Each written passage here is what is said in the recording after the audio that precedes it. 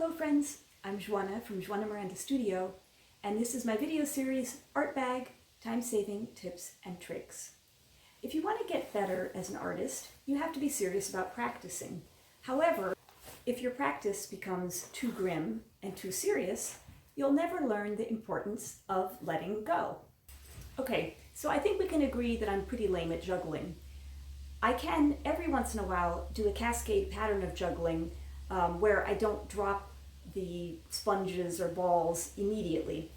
And even though it's taken me a long time to actually get to the point where I'm not dropping the balls on the first try, what I did learn from trying to master juggling is that you can't actually do it until you allow yourself to drop or let go of the balls. And what does this have to do with illustration? Well, it's actually very related, and I'm going to show in a demo why. As I mentioned, if you want to learn to juggle, one of the first things you have to get over is the fear of letting go. Same thing applies to illustration.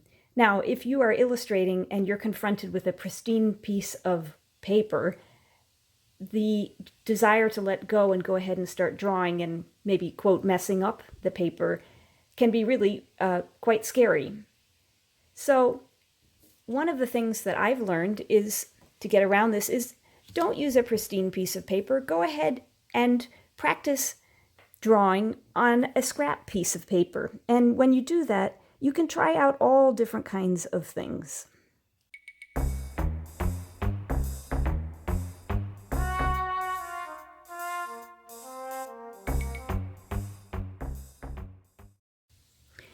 And as with juggling, the higher you throw the balls, or the more outlandish you make your illustrations,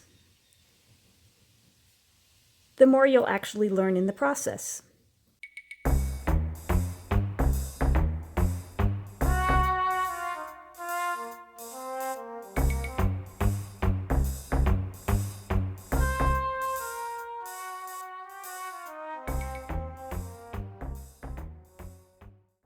And that's a wrap on today's Art Bag Time-Saving Tips and Tricks video. I post my videos every Monday and Friday. If you like this video, I hope you'll consider giving it a thumbs up. Also, if you haven't subscribed to my channel, maybe you want to do that as well. And if you do subscribe, don't forget to toggle on the little bell so that you receive a notification every time I post a new video. Thanks so much for watching. Bye!